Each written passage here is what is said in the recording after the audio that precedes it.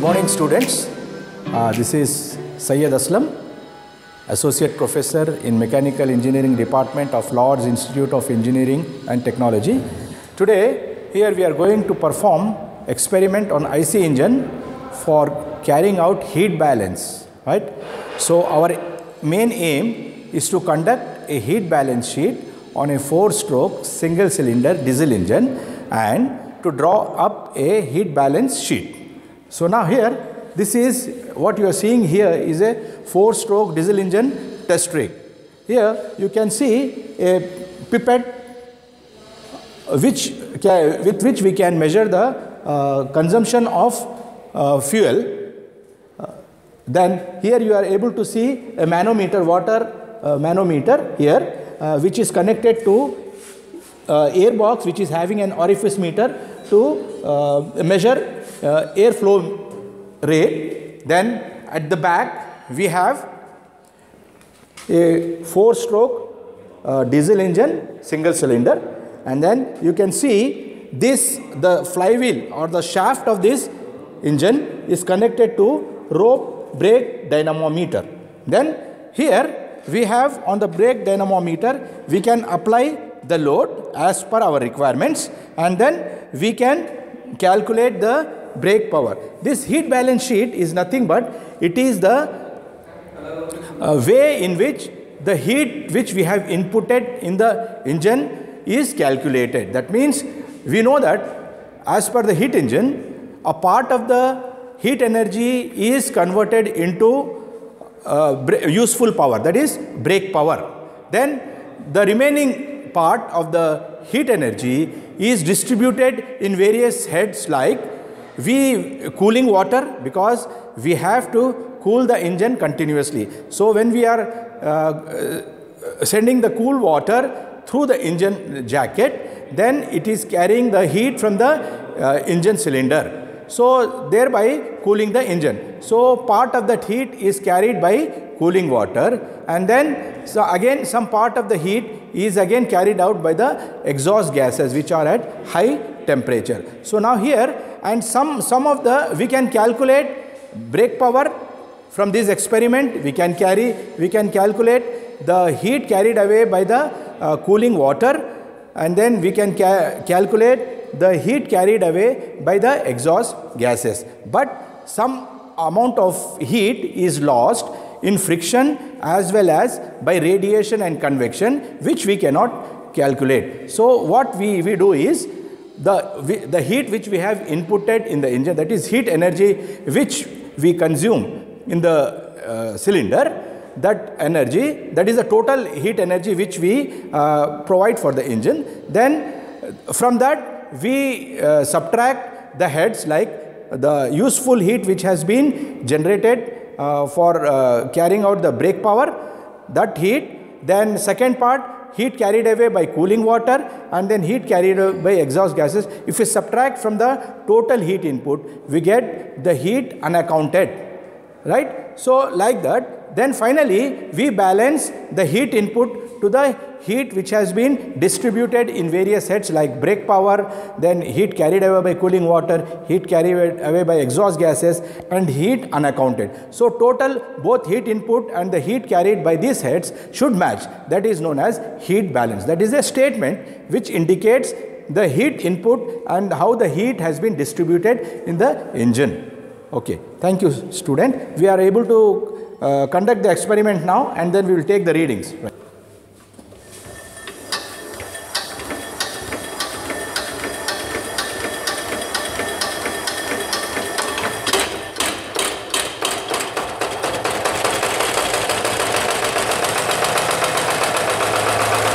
Now we are calculating the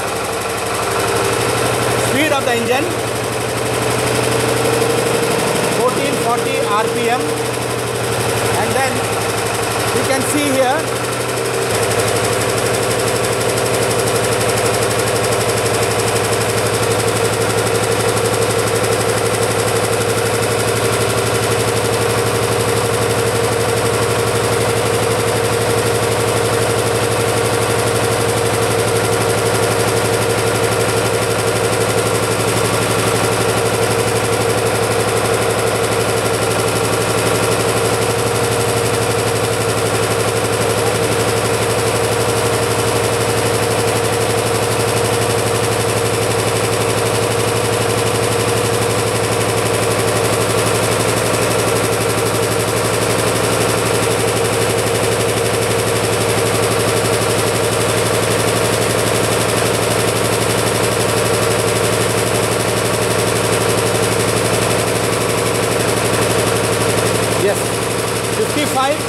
seconds.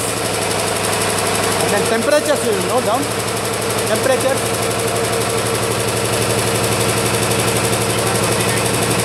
Okay. T2, 34, T3, 37, 28. Okay. 264, correct?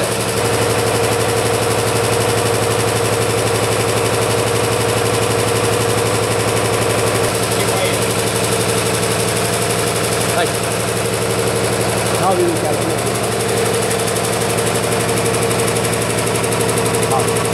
इधर बताओ.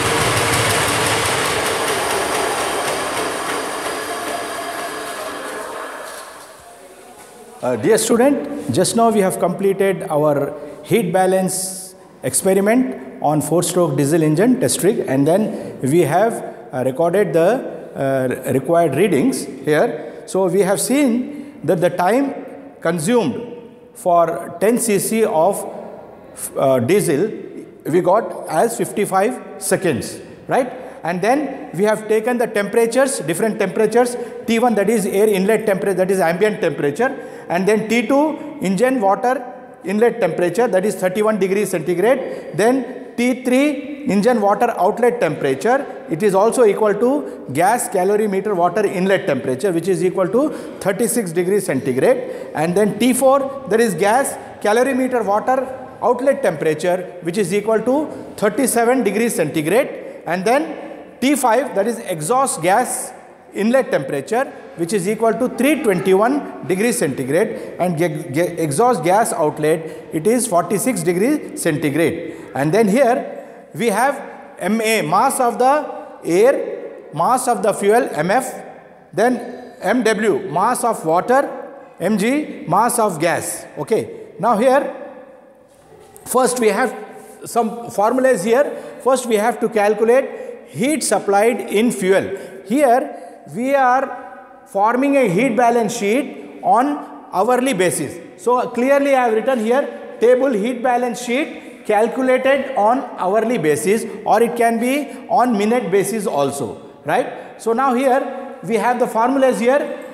Heat supplied in fuel, that is fuel consumed in kg per hour into calorific value of the fuel, will give us the heat which we have input in the engine. So now here, as per that, we have the formula 10 ml cc.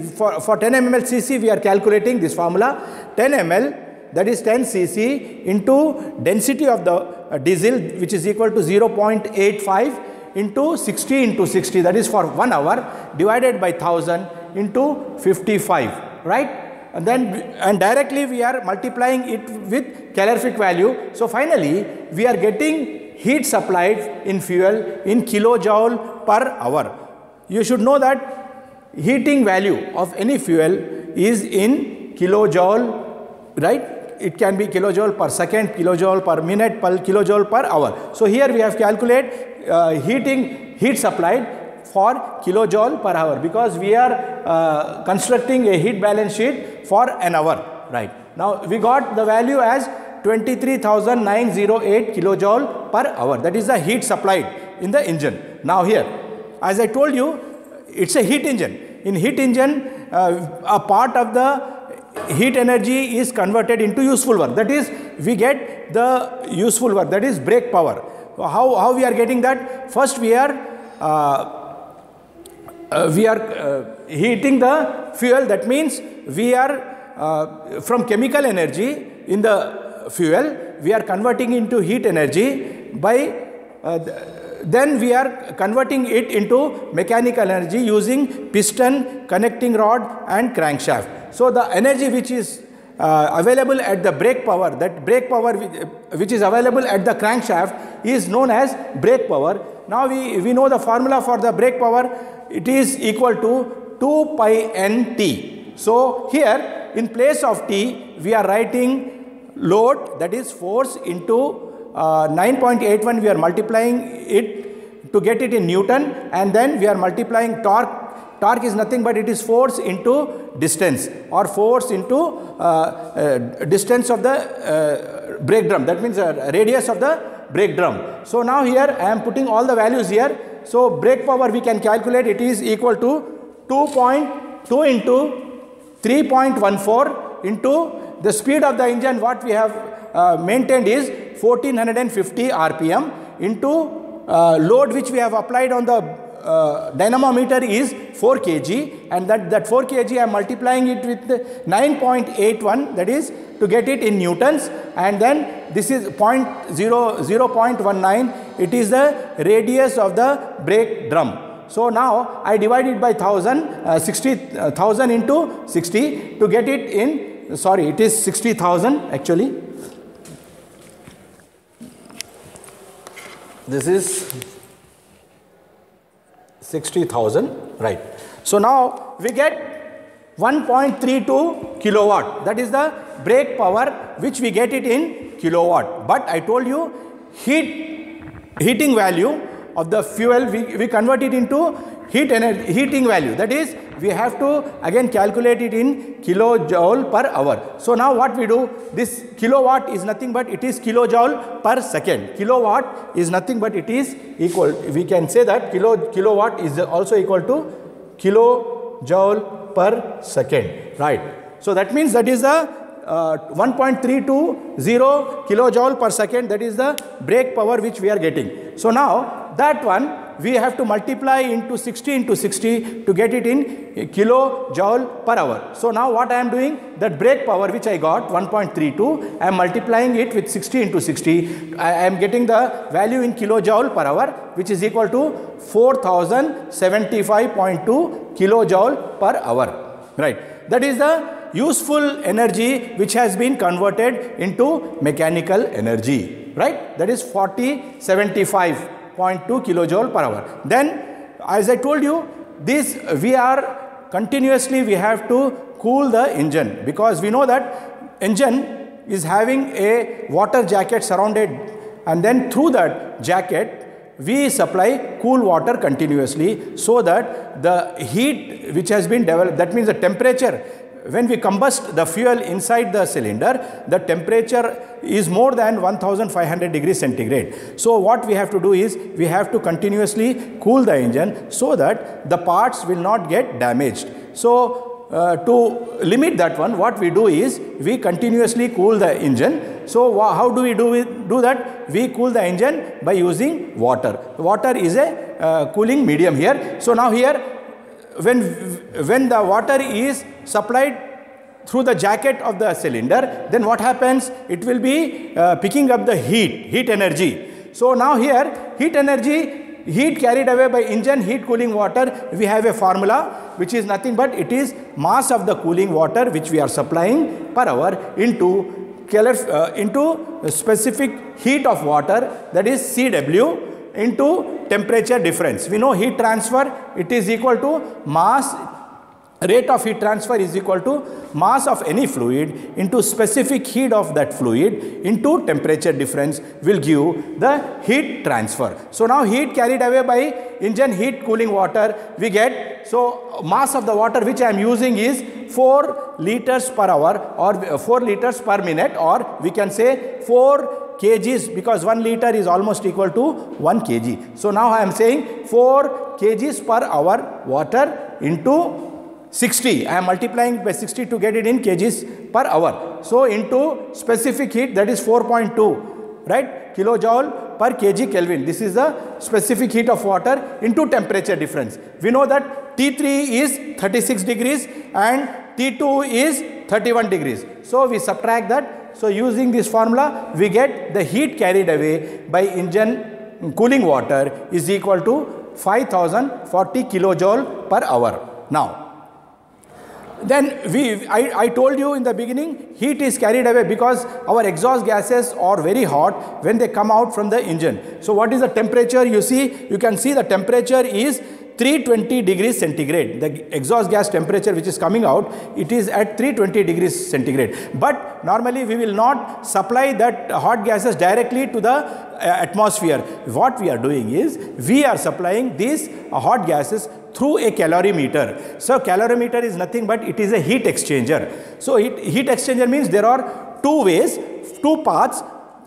From one path, hot gases will be flowing, and through the other part, cold water will be flowing. So part of that heat also of the exhaust gases will be taken away by the water. So that is why we cool the exhaust gases by using a calorimeter, which is nothing but, as I told you, it is a heat exchanger. So now we say heat carried away by exhaust gas calorimeter water, right? It is a heat exchanger. So again, because it is cooled by water, so we have again mass of the water into specific heat of the water into temperature difference, which is T4 minus T3. You can see here I have written engine water outlet temperature. It is again going to the gas calorimeter water inlet temperature. It is becoming water inlet temperature. That is why the temperature is inlet is 36. So now here I am writing here the temperature T4 is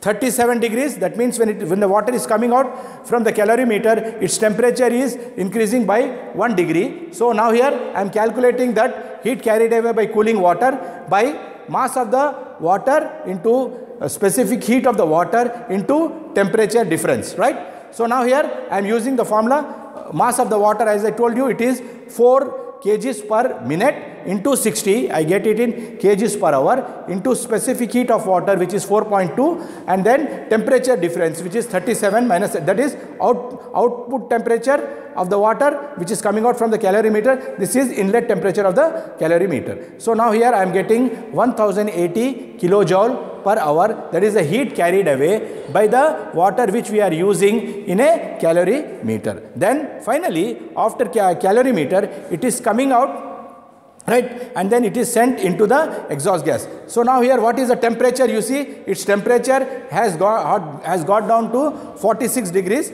centigrade. So exhaust gas outlet which we are letting it into the surrounding is equal to 46 degrees centigrade. Now we are calculating here heat carried away by exhaust gases. Again, heat carried away by exhaust gases is given by the formula, that is mass of the gas into specific heat of the gas into temperature difference. Now here mass of the exhaust gases is nothing but it is mass of the air which we are using in the experiment plus mass of the fuel. You can see here MA, mass of the air which we have calculated, right, somewhere, it is equal to 12.94 for this experiment. So mass of the air which we have calculated using the formula, that is mass of the gas into specific heat of the gas into temperature difference. Here mg represents mass of the gas. Mass of the gas in the sense it is a sum of mass of air plus mass of fuel which we have used in the experiment. So now here mass of air we can calculate by using the formula, that is we know that how we calculate mass of the air, flow rate, by using an orifice meter and manometer, right? So by using those equation, what is the equation we use here? Mass of the air, in earlier experiments also we have seen, it is equal to, mass of the air is equal to, it is coefficient of discharge of the orifice meter into area of the orifice meter into velocity of air, right, into density of air into 60 into 60, we get mass of air which is consumed in the experiment for 1 hour. So we get, again I am calculating it in kilojoule per hour. So now here mass of the air plus mass of the fuel. Mass of the fuel, again we are using the formula. We know that mass of the fuel we can calculate using this 10%, 10 into 0.85 mass of the fuel consumed into 60 into 60 by 1000 into 50. We get the value of 0.556 kgs per hour. So now if I sum those two air and fuel, I get mass of the gas mg, which is equal to 12.94 plus 0.5562. It is 12.85. That is mass of the gas which is exhausted into the atmosphere is equal to 12.85 kg per hour. That mass I am using in this equation, that is 12.85 kg per hour mass, that is mass of the gas, into 60 into 1.05 into 1.005, that is the specific heat of gas, into temperature difference, that is 321 minus 46, I get 3554.9 kilojoule per hour. That is the heat carried away by the exhaust gases. Now, I told you some of the heat we cannot calculate directly. So that is called, we consider it under the unaccounted heat. That means when there is a temperature difference, radiation will be occurring. Radiation mode of heat transfer will be there always. And then due to convection and radiation and friction, part of the energy will be wasted. So now that we cannot calculate directly. So what we do, unaccounted heat lost in radiation by difference, we say, that is H4. Suppose H4, we say H, that is the H is the heat, complete total heat input, minus H1, that is the heat which is used for our brake power generation, H1, plus H2, it is nothing but it is the heat carried away by engine cooling water, and then heat carried away by exhaust gas calorimeter water. So those both if we combine, then we get this value 6048. So now here I am using that H1 plus H2. H2 is the sum of the heat carried away by cooling water of the engine and heat carried away from the calorimeter. So it is the sum. So it is 6048. So now this 6048 plus 3554, which is the heat carried away by the exhaust gases. If I subtract these three heads from the total heat which has been input into the engine, so I get the heat unaccounted, right? It is equal to 10,220.8 kilojoule per hour. These are the heads we can calculate, and then finally we form a heat balance sheet here on hourly basis. So what are the things which we have to write here? Here this first column, that is particulars, then second column here we have heat input, and then how heat is utilized we are able to see. So now here heat supplied by fuel, H, we have already calculated heat supplied in fuel, we got the value 23,908. This is we consider as 100%. Right. Now this heat, I told you that heat is not used for brake power completely. Part of the heat only is converted into mechanical energy or brake power. So that means heat absorbed in brake power, which we have calculated here, it is 4075, I am writing it here, 4075 kilojoule per hour, that is the heat absorbed in brake power. Then heat taken away by cooling water, right? Both in engine cooling water and then calorimeter cooling water, that is both I am adding here 2A plus 2B, which is I am getting 6048 kilojoule per hour.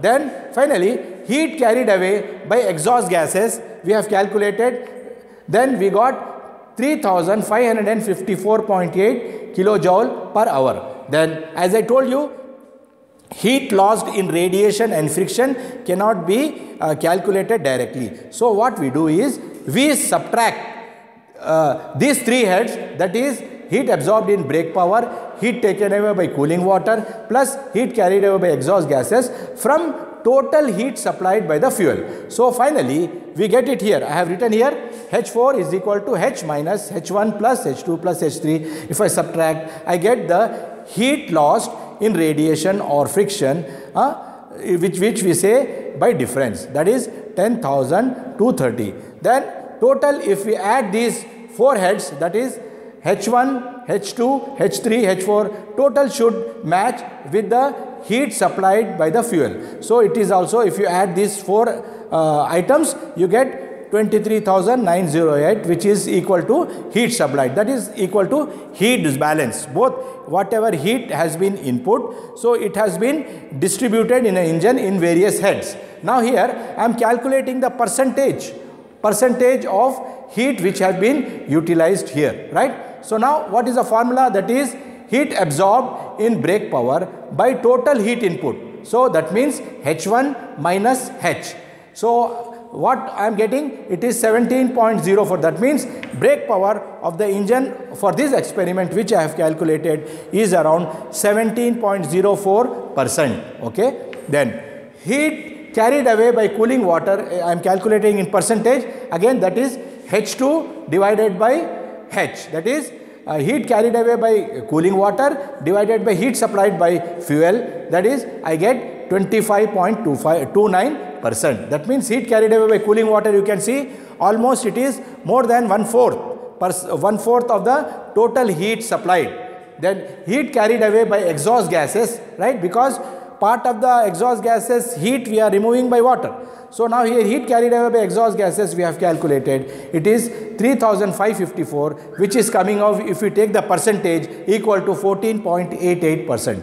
Then heat accounted, which we have calculated by difference, which is 10,230. Suppose if we divide it by heat supplied by fuel, so we get 42.79%. So you can see heat lost in different heads. That means in this engine, what energy heat we have utilized only is 17% for brake power.